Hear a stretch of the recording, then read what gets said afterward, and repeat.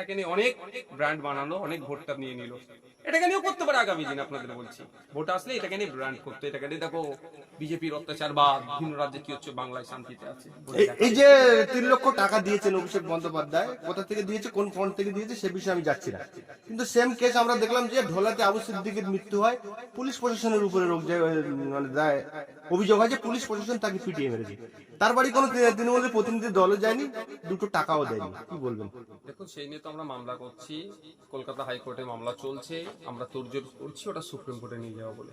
যে পুলিশ অফিসারের সাথে যুক্ত আছে তাদেরকে সর্বোচ্চ শাস্তির ব্যবস্থা করার জন্য যাব।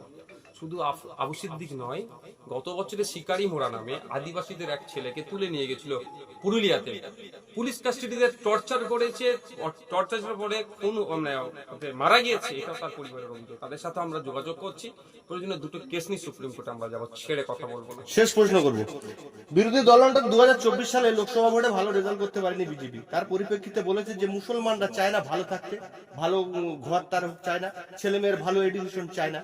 কিন্তু আমরা দেখতে পাই যে রাজ্যে 42টা লোকসভা কেন্দ্রে সেখানে কোনো মুসলিম প্রার্থী নেই, 294টা লোকসভা ভোটে সেখানেও কোনো মুসলিম প্রার্থী নেই, এবং আজকে যে বাড়িতে আপনি এলেন সে বাড়ি কোনো বিজেপির প্রতিনিধিকে আমরা দেখতে পাই না, এবং মুসলিম সম্প্রদায়ের মানুষ মরে গেলে সে জায়গায় বিজেপির কোনো প্রতিনিধি আমি যায় না। একটা কথা আপনাকে ক্লিয়ার করি, বিজেপির প্রতিনিধির জন্য এই বাড়ির লোক অপেক্ষা ভাবে না। দেখেন গিয়ে আমার নন মুসলিম ভাইরা কত বাড়িতে জড়ো হচ্ছে, পাশে আছে। এটা বাংলা।